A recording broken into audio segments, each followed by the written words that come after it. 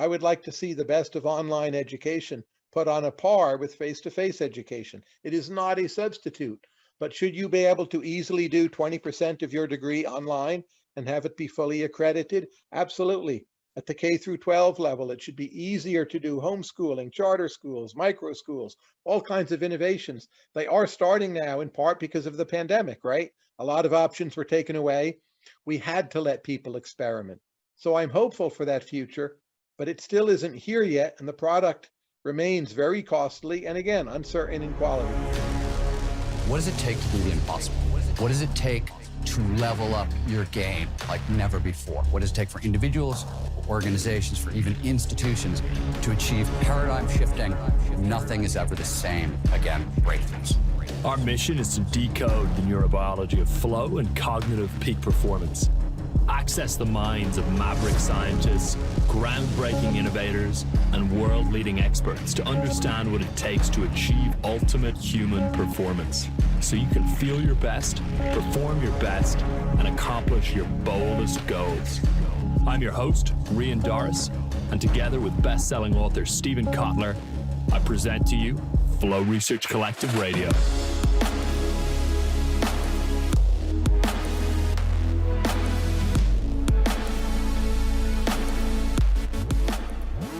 Tyler Cowen, welcome to Flow Research Collective Radio. Happy to be here. Thank you. Yeah, really great to have you here. I've been a huge fan since I first came across your work in 2019. You completely shifted my paradigm on a lot of different topics. So I've been really excited for this interview. And I'm going to start by reading your bio out so the audience have a sense of the work that you've done. So you are hopefully I'm getting this pronunciation right, Holbert Harris Chair of Economics at George Mason University. Got it right? Good. And you serve as chairman and faculty director of the Mercatus Center. We say Mercatus, but Mercatus is damn it. Ideally correct. Yes. In the Nearly got it. Okay. And then you're killing me, actually. There's another few tricky ones in this bio. Your colleague, Alex Tabarrok. That's an Iranian name, though he's Canadian. Okay. So along with Alex, you are the co-author of the popular economics blog Marginal Revolution and co-founder of the online educational platform Marginal Revolution University. This isn't in your bio, but maybe you could quickly share how long you've been writing Marginal Revolution for, because I think that's a fascinating stat. Oh, it's, I think, 19 years at this point. I've lost track, but it's closing on 20. Yeah, it's amazing. And pretty much straight every day, I believe. Is that right? Every single day, not almost, but without exception. Yeah, okay. So we're going to come back to that for sure. It blows my mind, that level of consistency. And so you are also the author of several best-selling books. You're widely published in academic journals and popular media. And your latest book, Talent, How to Identify Energizers, Creatives, and Winners Around the World, was a really great book, and we'll dive into that a little bit as well. You are also the host of Conversations with Tyler, a popular podcast series featuring some of today's most underrated thinkers in wide-ranging explorations of their work, the world, and everything in between.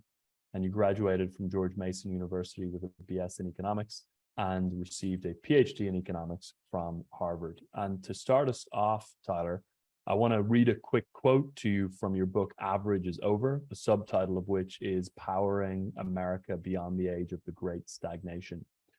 And the quote is, "The measure of self-motivation in a young person will become the best way to predict upward mobility."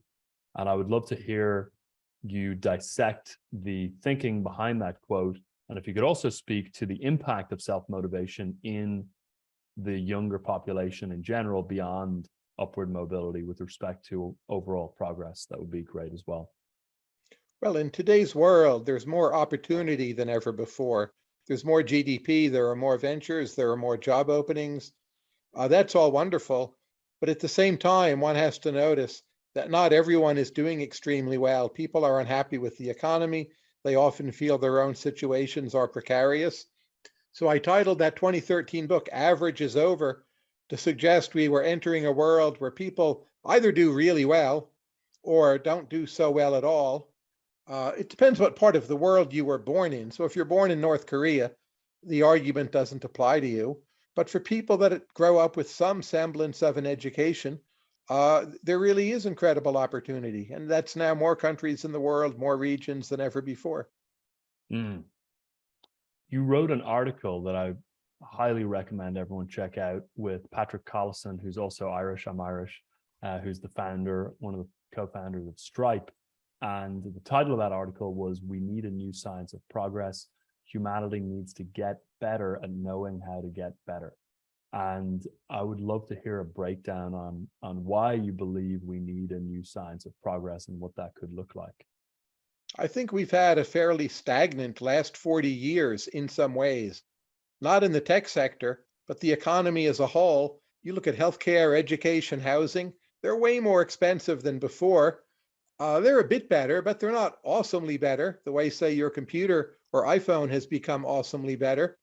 So I think we need new attitudes. We need more optimism. We need more building. We need more progress. In the academy, we need more people who are gung-ho about studying economic growth and progress and being forward-looking and wanting to do things.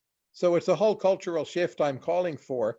The kinds of attitudes that, say, helped America put a man on the moon, I think require a renaissance, higher status for science, something like nuclear power, which would be highly useful in making our energy supplies greener. Well, Germany's just been getting rid of theirs. That was crazy, right? We need a we can do this attitude, pro progress. Where Ben in Ireland are Horowitz, you from, by the way? I'm from Dublin, but well, I'm from Are both you really Dublin from and Dublin? Mayo.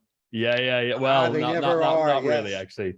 Yeah, I I'm get from it. the West Coast. So I grew up in a county called Mayo, and then I went to boarding school in Dublin. I went to college in Trinity College in Dublin as well. So Wonderful. That sounds both amazing. I coasts. was just in Southern Ireland 2 months ago, Oh, really? Which part? Cork and Limerick. Oh, I'd never gorgeous. seen them. I wanted to go. My next trip will be to the west of Ireland. Yeah. Come visit. I'll get my parents to make you a cup of tea or something if you're in Mayo. You Oh, can great. drop in. So I've heard Mark Andreessen and Ben Horowitz talk about those three sectors before of healthcare, housing, and education.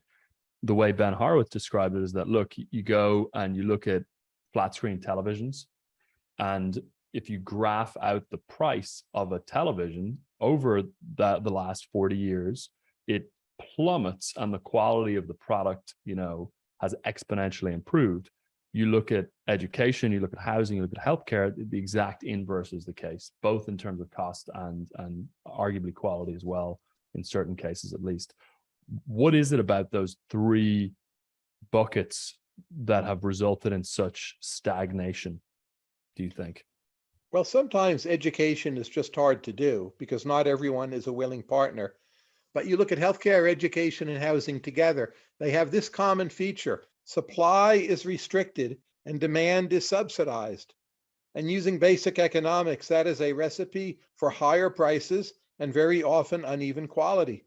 And that's what we see in those sectors. I mean, you mentioned Ireland. It's so hard to build in Ireland. It's become land of NIMBY. But so much of America is becoming land of NIMBY. So home costs, just the cost of buying a home to send your kid to a better than average school, it's much higher today than in the 1980s. So that's a major social failure. It's a big reason why so many Americans and some Irish people are upset. NIMBY, by the way, stands for not in my backyard, I believe. Yes, it's very hard to build important new structures in San Francisco, New York, many parts of Ireland. The price of rent can be astronomical. It cuts into middle-class living standards. It makes it harder to move into cities as an engine of opportunity. It results in greater, stronger class divisions. It's one of our worst policies. So I love that breakdown. Supply is restricted, demand is subsidized. So to tackle that is one route, I'm assuming, that arguably could apply to all three of those categories, is to unblock supply, which seems to be happening in education, not necessarily the kind of education that results in the prestige and reputation transfer that organizations when recruiting still look for, but at least in terms of just knowledge acquisition and skill acquisition, irrespective of having a specific diploma or certification, it seems to be happening, that supply is becoming unrestricted there. Slowly, but a bit, yes. How do you, what is the solution to unrestricting supply or reducing the degree to which demand is subsidized? Well, you need to start at every level. I would sooner unplug supply than get rid of demand subsidies, at least for now. It's not fair to take away people's subsidies when it costs so much. But let's take the very top schools, Harvard, Princeton. They barely take in more people than they did in the 1960s, 70s. And yet the world has so many more eligible people to go there. So I would like to see those schools expand their slots by 2x, 3x, 5x, whatever it takes. I would like to see the best of online education put on a par with face-to-face education. It is not a substitute, but should you be able to easily do 20% of your degree online and have it be fully accredited? Absolutely. At the K through 12 level, it should be easier to do homeschooling, charter schools, micro schools, all kinds of innovations. They are starting now in part because of the pandemic, right? A lot of options were taken away. We had to let people experiment.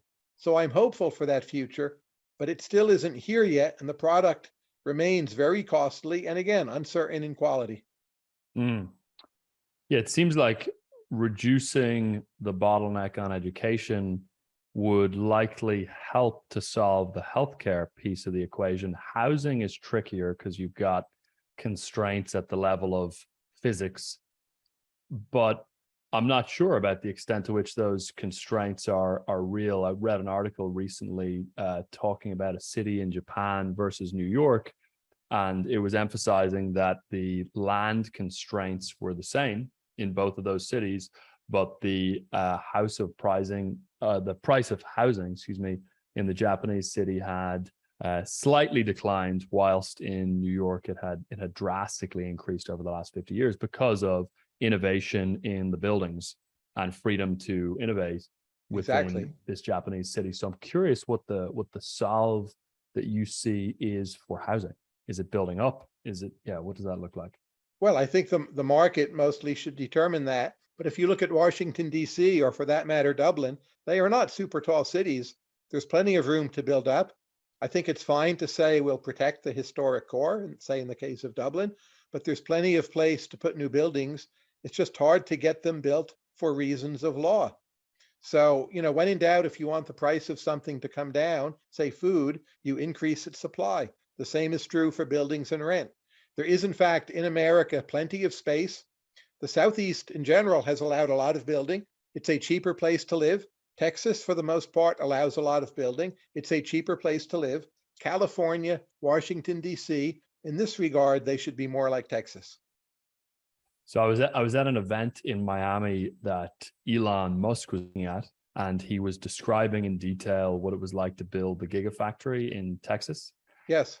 And he got it done. He got the thing built from start to finish, the guts of it at least, within 18 months. And it had been completed a number of months before he was giving this talk. And he was emphasizing that if he had tried to do it in the Bay Area, he still wouldn't have finished the first round of permits. Correct. Yet it's completely done in Texas. So what is it about the states that are making themselves accommodating to builders like Elon, versus states like California that aren't? What are some of the key variables that either make a state conducive to building and creation versus not? California is very complacent. People have their homes, say in Marin County. They feel everything is perfect. They don't want anyone else stepping on their lawn. They don't want too many immigrants living near them. They don't want too many tall buildings that might block their view in a particular direction. But the end result is stasis and lack of opportunity. Texas has a more can-do attitude, not in every area, but certainly in this area, in a sense that they're the up-and-coming parvenu, and they want the good new jobs. Think how many high-paying jobs that Elon Musk factory is creating. It's remarkable. Texas feels it needs those jobs. That's great. I worry Texas will end up becoming too much like California. And Californians are moving there. I hope they don't bring their bad ideas with them.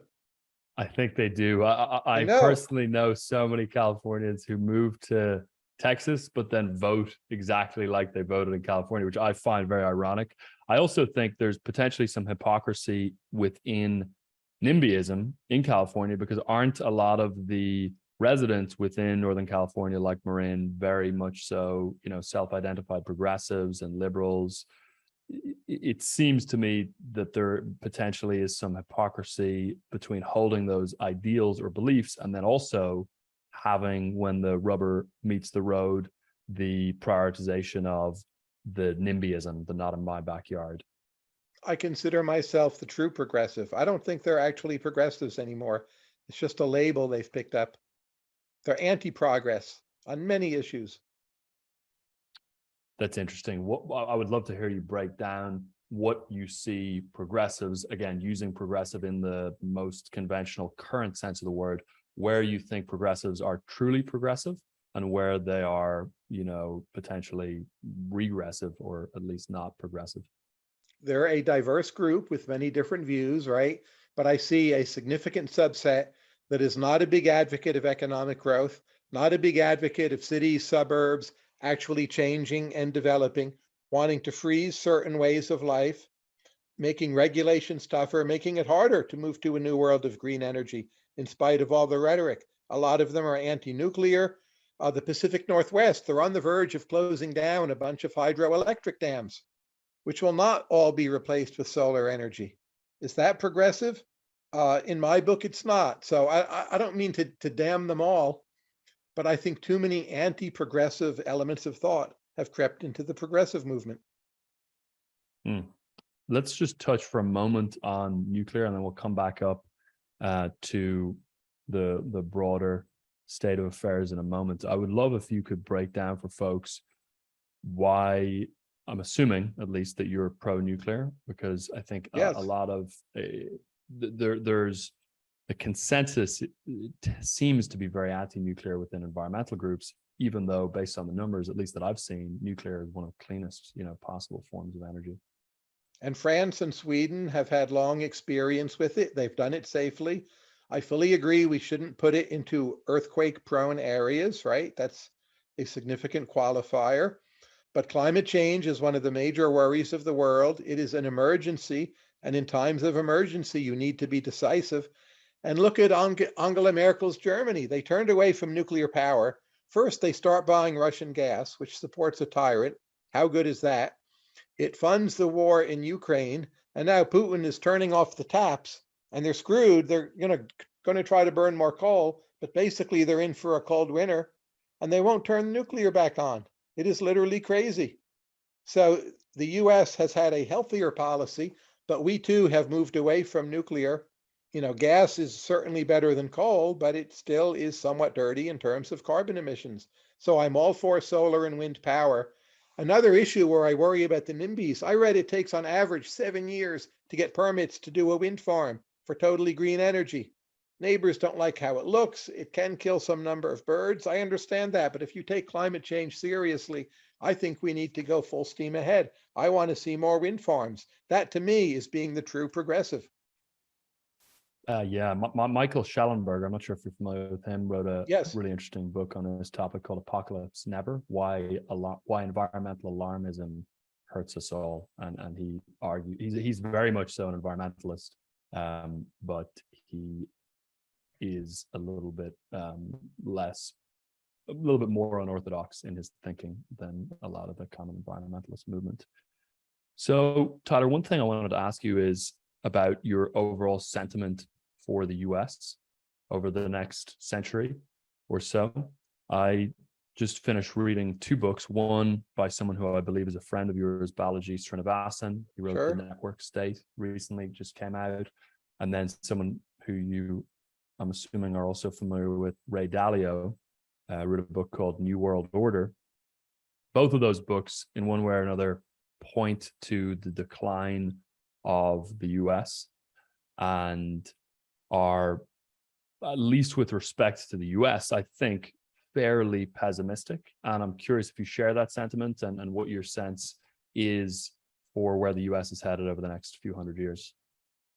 A few hundred years is a little hard to say. Even 100 years is hard to say. But for the foreseeable future, I'm very bullish on the entire Anglosphere, the US, Canada, also Ireland, Southern England, Australia, New Zealand. I think the English language is worth more and more. For all our problems, we have relatively functional forms of government with some accountability. And you look at China, people were praising it to the skies like Ray Dalio, and now they're stuck in this terrible zero COVID policy, headed toward a recession or depression, can't fix their falling birth rate, put 1 million people in concentration camps, arguably wish to invade and take over Taiwan, and they're still locking up their, significant parts of their citizenry. What kind of system is that? So autocracy often looks good for a while, but information flows to the leaders, get cut off, or you get a bad leader, and then they start making terrible, major correlated mistakes. And that's what we're seeing with China. I'm not bullish on China at all. That's really interesting. Yeah, I read recently that at its continued birth rate, China will have a population of 600 million by 2100, which was mind-blowing. I would way rather live in Limerick than in Shanghai. That's one way to put it. That definitely drives the point home for anyone who knows Limerick. What else is it that makes you bullish about the West, first of all, and then what changes, as per the argument that yourself and Patrick make within the Atlantic article, what changes would make you even more bullish on the West?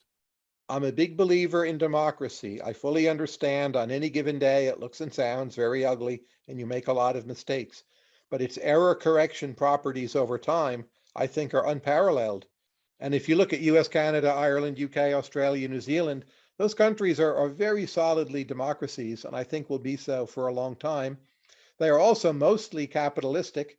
Now, I don't believe in unrestrained capitalism, but capitalism and big business and prosperity and growth and just doing things and entrepreneurship and startups are pretty strong in those parts of the world. And those parts of the world also, with some exceptions, but they don't have too many national security problems. That is, they're not next door to major enemies. Australia, China is a little tricky, but they're not Ukraine, they're not Belarus, they're not Poland. They're pretty secure, most of all US and Canada. And I think that will count for more in the near future.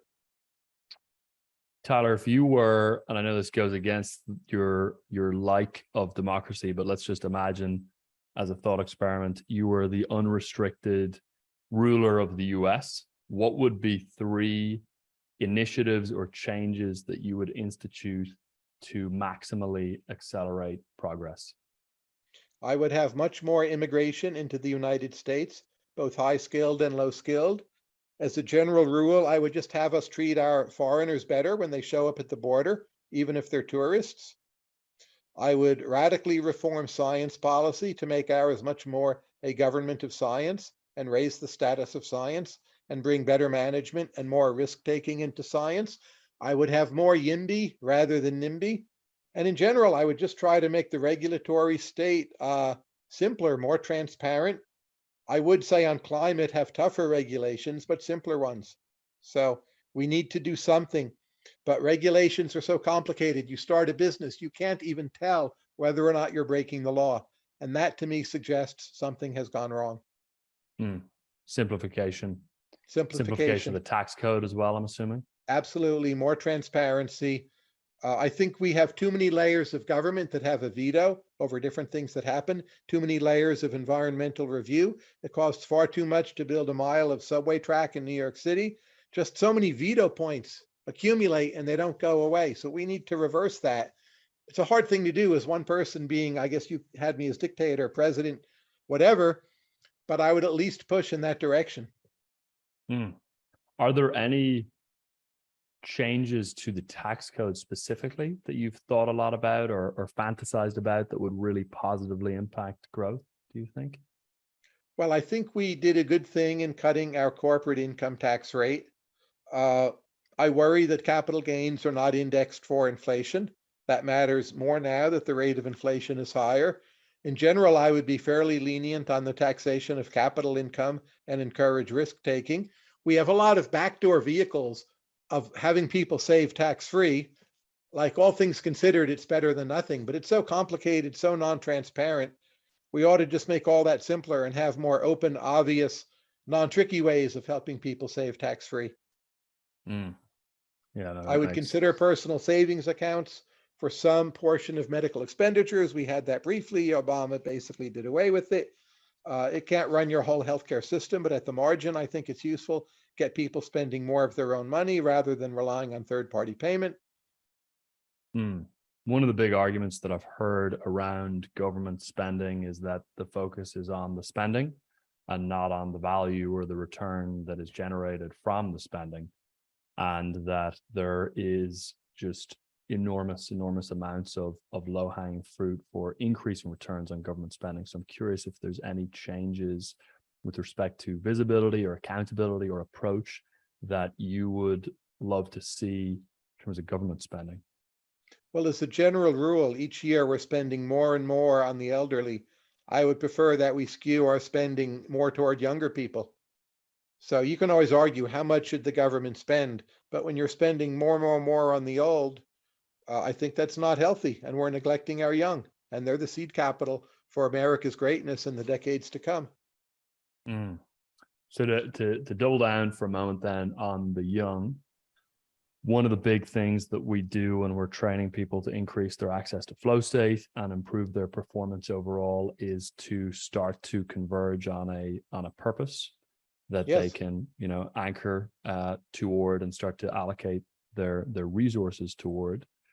And if you were, let's say 20, 24, something like that, and you were wanting to find an avenue to focus on for 10, 20, 30 years to develop deep expertise on that is going to have as large of an impact as possible on as many as possible, what are some of the big avenues for impact that you see and that you would recommend to a young person like that?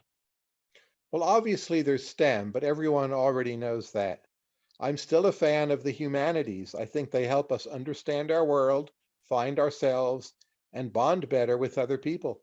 So I worry the humanities are falling somewhat into a state of disrepair and neglect. I worry that rates of mental illness seem to be rising for younger Americans. I don't think there's any simple fix for that, but that obviously keeps people out of a beneficial flow state. And that to me is one of our major problems. Just the mental state of America to me seems too neurotic, too negative, too narcissistic, and fairly destructive at the moment. I don't think I as dictator, or anyone as dictator could fix that, but it is a major problem in my view. Yeah, that's a great way to put it, the mental state of America.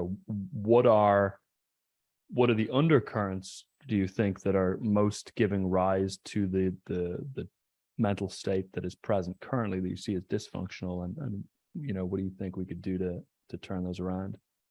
I feel I don't understand it very well. Clearly, some of it is we've actually had some very bad events.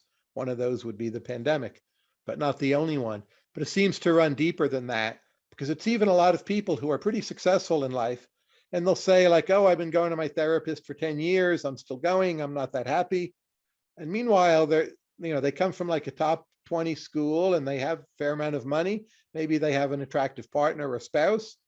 It's not just a problem of, say, poverty or obvious stress. There's something about the social fiber that to me, there's a kind of social contagion that has made many of us more neurotic. And I would readily admit I don't understand very well how that came about. There's a quote that you may have come across from a veteran, which goes along the lines of tough times create strong men and women. Strong men create easy times create weak men, and weak men create tough times. And that is sometimes articulated as a way of describing the trajectory of an empire's growth and eventual decline. I'm curious if you see that potentially being a factor in the mental state of America, that easy times are potentially creating some of the mental turmoil that people are dealing with. That is plausibly true. I don't know how to prove it. I'm struck by the fact when you measure, say, depression, mental depression in India, which is a much worse country to live in, their rates of depression are much lower than America's. Now, a lot of that might be a measurement issue. Maybe Indians don't report themselves as depressed, don't have money to see a therapist, but I don't feel that's all of it. It's something about the level of expectations. We expect too much, we seek happiness too directly, We're not sufficiently connected to communities. There's been a decline in organized religion. All that coming together does seem to have made us more neurotic and less in this flow state. So touching on flow state a little bit, and I want to hear your personal experience with it. So having written Marginal Revolution every day for 19 years, you said? Yes. Which is, And a fraction. yeah, which is mind blowing. I'd love to know what the internet even looked like at that point when you got going. Do you find yourself to be in a flow state when you sit down to write? What has, your writing process looked like, and what are the variables that you would credit for the consistency and longevity of that writing practice? I write every day. For me, it is a great joy. It is very much a flow state. I try to keep a backlog of 2 or 3 posts. So if I don't feel like writing, if writing for me is not going to be flow, that I have something I can fall back upon and put up. And that keeps writing for me consistently to be a form of flow that I look forward to and cultivate and just make a central part of my life. And that has worked for me. I'm curious, Tyler, if you could talk a little bit about what your average day looks like in terms of work, in terms of the degree to which you are writing versus conversing with others versus consuming information through reading. What's the average day like for you these days? I wake up at 7. I'm at work fairly quickly. I go through my feeds and email first thing, which everyone tells you not to do, but it's gone fine for me.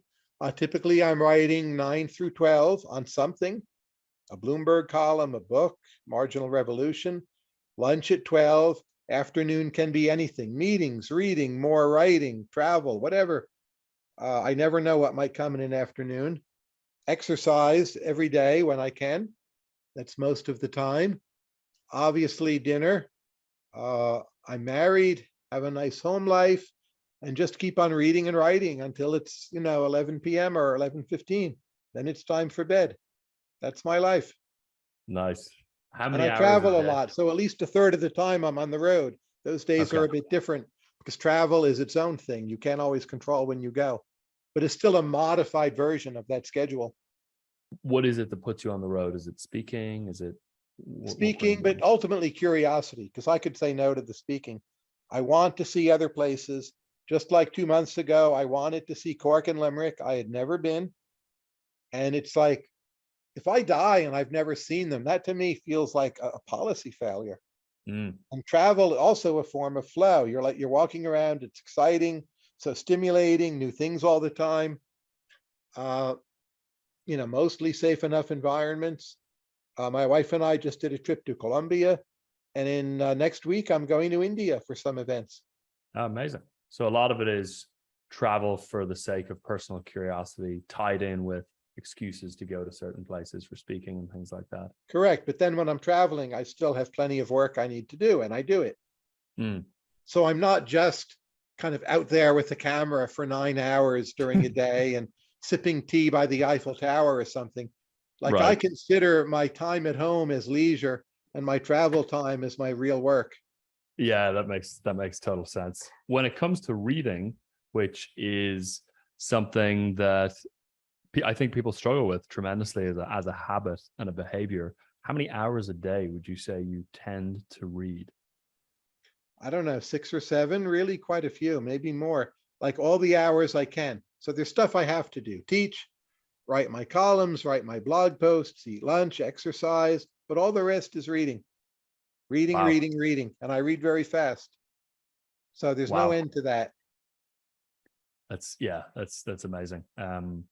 And do you find that your retention is strong? And is there anything that you think has improved or changed your retention of what you read over time? Well, I think the more you read, the more you retain, because the more context you have. And it's context that makes things memorable and puts them into some kind of framework where you can handle them or apply them to settings. So I think it's increasing returns to scale to be reading. That makes total sense. You build a lattice work of mental models and things start to hang on to those. Correct. Was there a point in your own personal intellectual journey and your own reading where you started to find a bit of an exponential upswing in terms of your ability to retain because linkage of ideas increased? I think it's been my whole life. So I was a very early reader, very early, and always loved to read as a kid, teenager. And I feel I've been on that exponential curve the whole time. And now that I'm 60, that's a lot of years to have been on that curve. Mm. That's sort of my great comparative advantage, is the number of quality years I've spent on that exponential upward moving curve. Mm. Within that long journey and that exponential curve of knowledge acquisition, are there any things that immediately come to mind that you used to have a strong conviction about that you now feel very differently about? Well, I think I've changed my mind about most things. So if you name a topic, I could maybe tell you how I've changed my mind on it. Yeah, I'd be curious to know how you changed your mind on technological progress and then the progress studies topic in general over time. In the 1990s, I just thought tech progress was a smooth, easy thing, and it would just continue. And for America, it would be great. But then we get to say the first 5 or 6 years of the new millennium, and it seemed to me something had started to go wrong. Like living standards weren't going up very much. The internet was cool and fun and great for people like me, but a lot of people's lives weren't being improved that much by it. It was like a better form of TV, but not actually a game changer, though we all said it was. And, you know, we heard even as early as the 90s, well, genomics is going to come. We're going to sequence the genome, do all these amazing things. Years passed, nothing happened. So the science advanced. But in terms of what's in this for me, I think in America, we saw a lot of stagnation. So I became considerably more pessimistic, and I thought we were stuck in a rut. And I kept that view, I mean, pretty much until 2020, 2021. And then I saw that we were innovating with the mRNA vaccines, which were, in my opinion, a major breakthrough, have saved millions of lives around the world. So just like putting a man on the moon, we finally did this major thing that worked. It was very quick, and we pulled it off. It's one of the greatest things. It's not only an American innovation, of course, one of the greatest things the West has done ever. And that's made me more optimistic. I think in the biomedical sciences, we're seeing this incredible wave of follow-up innovation, not just other mRNA vaccines, but fighting sickle cell anemia, CRISPR, fighting malaria. It seems to me we're on the edge of this new golden age. I wouldn't say it's a change in my mind, but it wasn't the case 5 years ago. And now I see that it appears to be the case. Wow. And is it the fact that the accomplishment of the vaccine creation showed you that there is all this latent potential that is in the system that can be unlocked? Or is it an actual shift in collective behavior that has occurred since COVID? You know, in other words, is it more a change or a revealing? Yeah. And even before COVID, that so many scientists, basically all scientists, had access to world-class computation, I think is a major breakthrough.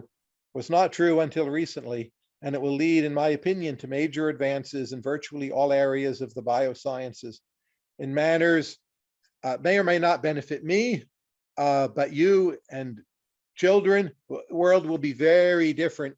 In a lot of areas, I still don't see a lot of progress, like the NIMBY thing.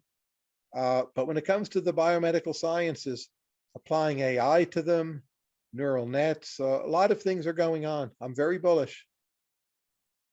With respect to things like, you know, housing, education, and healthcare, again, just to come back to those topics for a moment, I struggle to imagine that in 2050 or 2080, we're still, you know, I live in Venice Beach in California. I struggle to imagine that prices are going to still be going up for these kind of 1960s mold riddled small houses that are still here. I maybe that will be the case and it'll be even worse, but I hope and imagine there'll be a fundamental shift, you know, within the nature of housing. But it is also tough to see how that will come about given how entrenched the current structures are. So, you know, I'm curious what you see unfolding within American cities, you know, on the housing topic specifically, and then potentially also on the other two. Well, Venice in particular, it strikes me as very NIMBY, one of the very best places in the world to live. You would know better than I. And I think it will be crazy expensive, more or less forever. We will solve that problem by striking out to new other cities. So now Nashville is amazing. It used to be kind of a dump. Now it's wonderful. So a place like Chattanooga might be next. And we'll just rotate around the country and find new places like the next Austin. Austin itself is likely to be ruined, but there'll be another Austin after Austin. So I'm not pessimistic overall, but if you're asking me about Venice Beach, I think what you see is what you get, and it ain't going to change. Wow. Yeah, that's interesting. Andrew Yang wrote a book called Smart People Should Build Things, which I like a lot as a title. And to mention Elon again, I've heard him talk about the fact that he sees it as a shame that more intelligent people don't go into direct creation of, within STEM, potentially it's new drugs, within tech, potentially it's new products, or new ways of doing things, and instead go into kind of these sort of slightly tertiary fields like consulting and law and things like that. I'm curious how you think about those categories of work and whether there is kind of a clear-cut line in terms of value to society and the economy between sort of directly building and creating things and some of these other industries that sort of circulate. I have mixed feelings about that. I'm a big admirer of Elon Musk, and there's plenty of talented people I know, young people. And when they tell me like, oh, I'm going into consulting, I do feel kind of deflated. But at the same time, if you think about law and consulting, those fields, I call them engineers of incentives. They shape and change the incentives in the economy for other people. And America has so many people in law, so many people in consulting. We're one of the, we're the richest, like non-oil, non-financial haven country in the world. So it's not clear to me it's all worked out so badly. So I'm of two minds on that. That's interesting. Yep. And maybe it's an overly simplistic view. There's a statistic from the World Health Organization that shows that poor worker mental health is going to result in 50 million years of lost productive workdays between now and 2030. And you recently wrote a book called Talent with Daniel Gross. And so I'm curious what you propose in that book and in general as some solutions to the worker mental health crisis and to freeing up and liberating human capital to be able to create more. I don't know that we have solutions to the mental health crisis, but the key theme of the book is to tell you how to look for talent in other people. But an underlying sub-message is this is also about how to look for talent in yourself, how to figure out what you're good at, how to think about yourself. So if you have a better handle on yourself and a better sense of how to boost your own aspirations and be on this higher trajectory, Daniel and I at least hope that contributes to solving mental health problems. It's not something we address directly, but our economy as a whole, I think, does a fairly poor job at finding and mobilizing and improving human talent. And we need to get better at it. And the key theme of our book is this how-to take. Like, what can you do as an individual? It's not a policy book. It's a how-to book. What are some of those key how-tos, some of the key levers that can more effectively mobilize talent? Well, one simple point we make, it's one thing to sit in your chair in an Olympian manner and try to select talent, but what you really want is talent looking for you. So a lot of institutions, they way underinvest in their soft networks of people who know who they are, people who might recommend them, people who might spread the word. So we recommend that a lot of institutions just invest a lot more in a kind of very sophisticated public relations. How do you get the talented people looking for you? Because you as a talent scout, no matter how good you are, you will be limited in your effectiveness. So that's one place we start. But we have chapters on like how to interview people. You want to get them into the conversational mode. You don't just want to rely on questions that they've prepped for. How should men think about the talents of women? How should we think about finding talent in disabled individuals? How is an online interview different from an in-person interview? And so on. There was an article in Forbes a number of years ago from a partner at Greylock arguing for what he called the flow state percentage, which is the percentage of time individuals spend directed towards productive activities in flow per day or per week. And he was arguing that that is really the key management metric for the 21st century. And I'm curious what your thoughts are on the importance of flow once you have good talent in place. I agree with that perspective. I think one thing you want to do in the interview is get the person into their flow state and see what that looks like, how it feels. And if you just ask them prep questions, no matter how good a candidate they are, they're not getting into flow state. They're just spitting back. So like in economics, you ask people, well, summarize for us your job market paper. It's totally dull. But if you can engage them talking about some real world issue, getting some opinion of theirs, conversational back and forth, you have a much higher chance of seeing what their flow is like. Or even doing a direct trial task or work by product interview where you have them get into flow and create Absolutely. potentially as well. Test the skill directly whenever you can is another motto Daniel and I try to promote. That makes total sense. I know Daniel is a few years your junior, I believe. Yes, he is. I think he's 31 now. Okay, nice. Yeah, I'd love to hear. So my partner, Stephen, is a similar age gap there between he and I. And I'm curious how you and Daniel came to working together and what the experience was like working with someone who just had that big of an age gap. I consider Daniel a kindred spirit. When I'm with him, I don't really feel an age gap. He and I just love to shoot ideas back and forth very quickly. We first met at a San Francisco dinner hosted by Mark Andreessen and just hit it off, discovered we both love talking about talent and interviewing and questions, and had a bunch of meetings, and eventually it evolved into us writing this book. Nice. Yeah, no, I always really appreciate when people are blind to age. And I've seen a lot of people benefit from being blind to age as well. And Daniel's a great mentor for me. Like, he's half my age, but I also think of him as a mentor. He was the youngest partner ever at Y Combinator, super successful investor and venture capitalist at an even younger age than he is now at 31. So obviously this is a guy I can learn a lot from. Same with Patrick Collison, who's also in his early 30s. I consider him a mentor. So one piece of advice I have for older people is go out there and get yourself some younger mentors. I love that. It's a great piece of advice. And it's funny, I had read all of Daniel's blog posts on his own personal website a number of years ago. And so when I saw that you had both co-authored a book, I was really excited and know that there was any relationship there. One thing I want to ask Tyler, just to bring us to an end here, is what we call the research Genie question, which is a question about a question.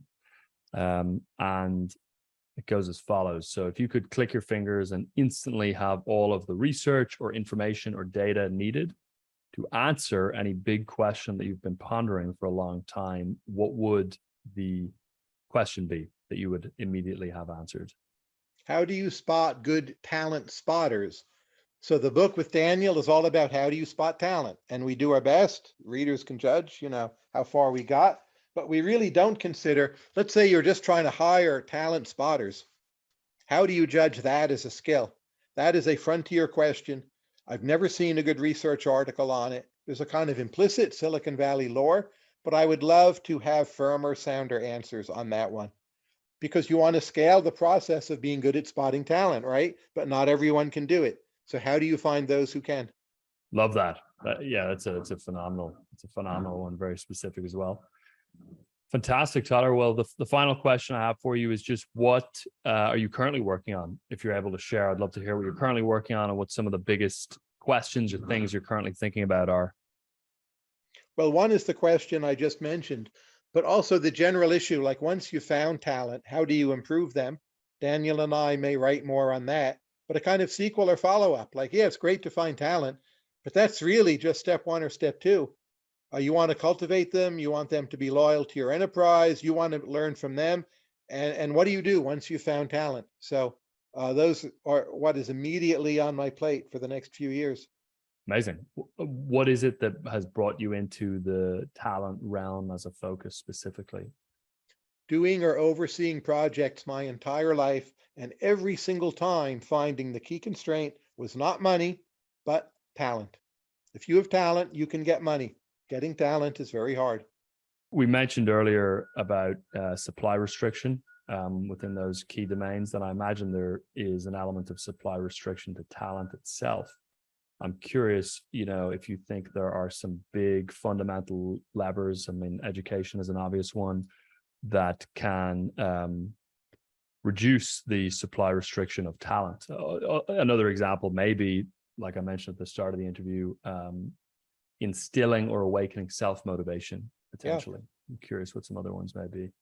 I think just lack of ambition. So people who maybe could have ambition, but early in life, they're never exposed to enough other people who have ambition or who did wonderful high-level things. And they're content just to have some job. There's some story I heard yesterday about a bunch of kids, poor kids, taken to an art museum. And the big lesson they come away with is that being a guard at an art museum is a job you can have. Now, okay, that's something, but it's really not thinking high enough, I would say. So making sure that everyone at least has the chance to be ambitious with the proper role models, for me, is a big priority for America and indeed most other countries. Yeah, you would sort of want the kids to come away thinking that they could become an artist. Yeah, not that most people can become an artist, but to think they could somehow change the world with ideas, with creations of their own, and not be one of the guards sitting in a chair getting paid. Well, thank you so much, Tyler. Really, really appreciate it. Yeah, it was really my phenomenal. pleasure. And let me know when it's out. I'll blog and tweet it. I will indeed. Okay. Alrighty. If what you've heard on Flow Research Collective Radio has been helpful, please consider doing us a solid and leaving us a review on Apple Podcasts, Spotify, or wherever you are listening to this. Reviews help us connect to a wider audience so we can get these peak performance principles out to more people.